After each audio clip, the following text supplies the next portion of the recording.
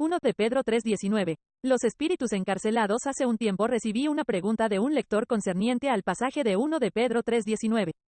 Leamos juntos el pasaje desde los versos 18 al 20. 1 de Pedro 3:18 al 20. Porque también Cristo padeció una sola vez por los pecados, el justo por los injustos, para llevarnos a Dios.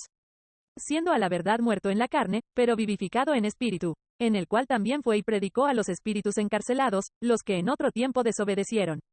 Cuando una vez esperaba la paciencia de Dios en los días de Noé, mientras se preparaba el arca, en la cual pocas personas, es decir, 8, fueron salvadas por agua. ¿Qué son o a qué se refiere con espíritus encarcelados? Mucha gente al leer en este pasaje la palabra espíritus, su mente la traduce como gente muerta que supuestamente vive ahora, como espíritus, en una prisión. Tal conocimiento, no obstante, no está fundamentado en la palabra de Dios. Veamos por qué. La palabra de Dios no usa la palabra espíritu para denotar hombres muertos, no resucitados. Para poder entender lo que son los espíritus encarcelados tenemos que leer la palabra de Dios para ver cómo usa o aplica esta palabra, espíritus. Así como considerar otras referencias de la Biblia en el tema descrito en los versos anteriores de 1 de Pedro. De hecho, la palabra de Dios no habla solamente una, sino en 4 diferentes ocasiones sobre lo que 1 de Pedro 3:19 dice, pero primero que nada, veamos lo que pudieran ser estos espíritus encarcelados. Como dijimos, no podrían ser hombres muertos. A pesar del hecho de que en nuestra era la palabra espíritu se usa para denotar hombres muertos que supuestamente viven en algún lugar, sin resucitar. La Biblia no usa esta palabra con tal significado. Sin embargo, usa esta palabra para denotar seres o criaturas angelicales. Como en Hebreos 1:13 y 14 dice, pues, ¿a cuál de los ángeles dijo Dios jamás? Siéntate a mi diestra, hasta que ponga a tus enemigos por estrado de tus pies. ¿No son todos espíritus ministradores, enviados para servicio a favor de los que serán herederos de la salvación? Y en unos versículos anteriores, Hebreos 1:7, ciertamente de los ángeles dice, el que hace a sus ángeles espíritus, y a sus ministros llama de fuego. Los seres angelicales fueron creados por Dios, los cuales a su vez son criaturas espirituales. Son espíritus. ¿Podría ser entonces que estos espíritus encarcelados son ángeles caídos encarcelados? Como veremos más adelante, sí, eso es lo que son. Pero primero veamos el antecedente de esto. Como ya vimos, los ángeles son criaturas espirituales y aunque todos fueron creados por Dios, no todos permanecieron con Él, algunos se le rebelaron y cayeron de la posición en la que estaban.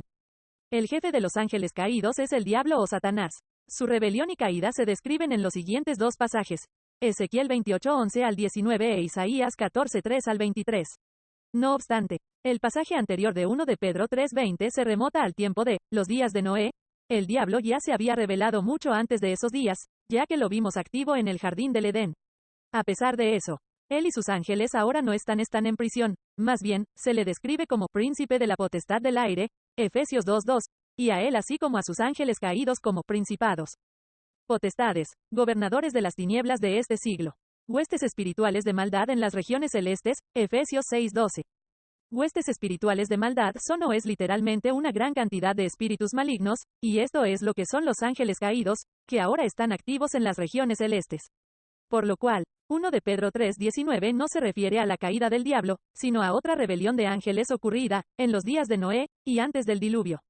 Estos espíritus caídos terminaron en prisión. Vamos a leer más sobre esto en 2 de Pedro y en Judas, pero primero vamos a Génesis 6, exactamente antes del diluvio. Ahí vamos a encontrar los detalles sobre la caída de estos ángeles.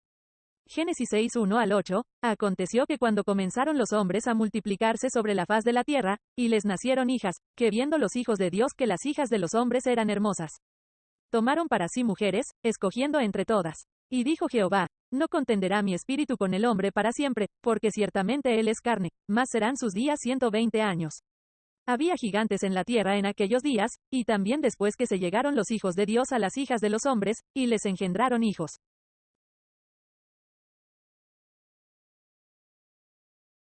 Estos fueron los valientes que desde la antigüedad fueron varones de renombre. Y vio Jehová que la maldad de los hombres era mucha en la tierra, y que todo designio de los pensamientos del corazón de ellos era de continuo solamente el mal. Y se arrepintió Jehová de haber hecho hombre en la tierra, y le dolió en su corazón. Y dijo Jehová, raeré de sobre la faz de la tierra a los hombres que he creado, desde el hombre hasta la bestia, y hasta el reptil y las aves del cielo, pues me arrepiento de haberlos hecho.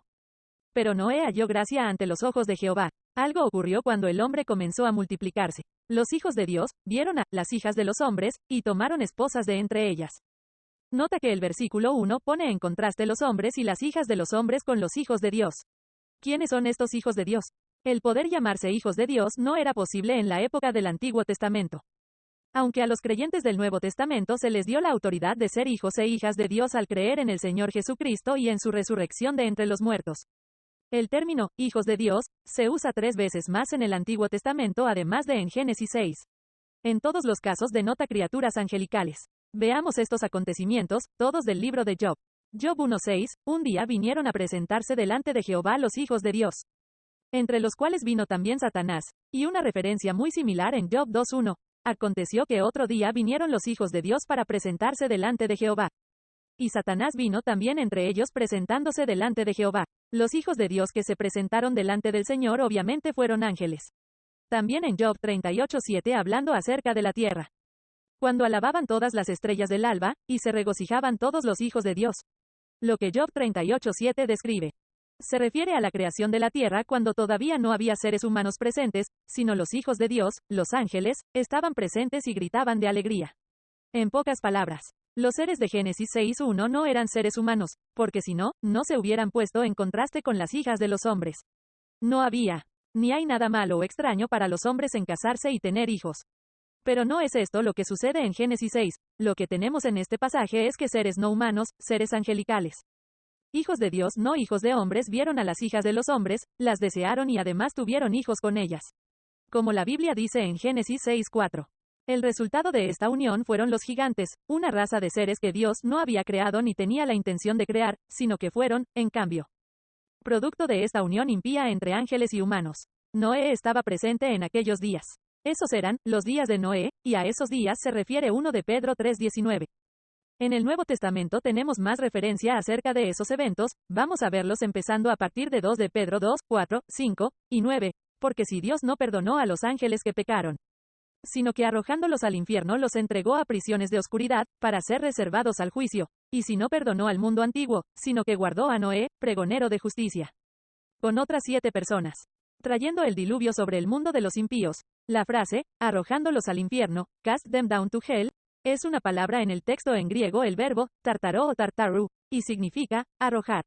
Al Tartarus. Como Bullinger dice, Tartarus, es una palabra griega que no se usa en ningún lado ni en el Septuaginta. Septuaginta es una palabra del griego antiguo que se traduce como Antiguo Testamento. Homero la describe como subterráneo. La Tartarus, homérica es la prisión de los titanes o gigantes que se rebelaron en contra de Zeus. The Companion Bible, Appendix 131.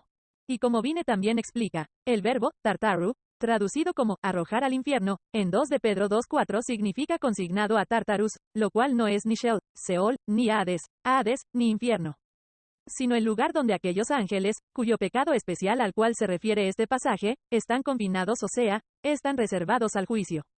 La región se describe como fosas de oscuridad, Vince Dictionary, página 553. De esta manera, Tartarus se debe entender como una prisión, y en esta prisión, como Pedro dice, fueron arrojados los ángeles que pecaron, para ser reservados al juicio. Están en esta prisión de oscuridad reservados para el día del juicio.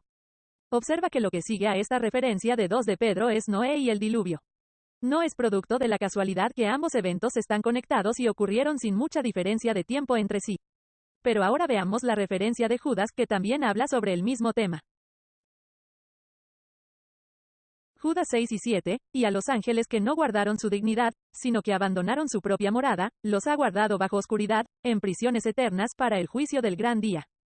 Como Sodoma y Gomorra y las ciudades vecinas, las cuales de la misma manera que aquellos, habiendo fornicado e ido en pos de vicios contra naturaleza, fueron puestas por ejemplo, sufriendo el castigo del fuego eterno.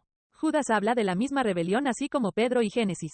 En algún momento en los tiempos de Noé, los ángeles abandonaron su propia morada, y fueron tras carne extraña, tras las hijas de los hombres.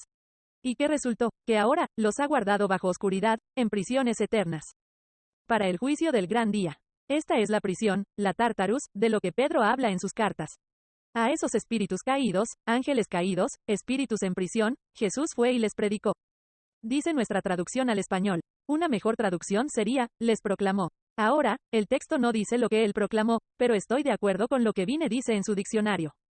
Cuando habla acerca de la palabra, keruso, que se traduce en 1 de Pedro 3:19 como, predicó, en 1 de Pedro 3:19 la referencia probable es, no buenas nuevas, sino el acto de Cristo después de su resurrección de proclamar su victoria a los seres angelicales caídos, Vince Expository Dictionary of New Testament Words, página 883. Para concluir, cuando leemos en 1 de Pedro 3:19 que Jesús fue y predicó a los espíritus encarcelados, no deberíamos entenderlo como gente muerta viviendo encarcelada, sin resurrección y Jesús yendo a ellos a predicarles las buenas nuevas. Lo que la palabra de Dios habla en 1 de Pedro 3:19 no es sobre gente muerta, sino sobre espíritus, seres angelicales que están en prisión, en la Tártarus, atados en eternas cadenas bajo oscuridad. ¿Por qué? Por lo que hicieron en los tiempos de Noé, dejando su propia morada yendo tras carne extraña, tras las hijas de los hombres. Referencia C.W. Bullinger, The Companion Bible, 1990, Craig Oak Publications, Grand Rapids, Michigan.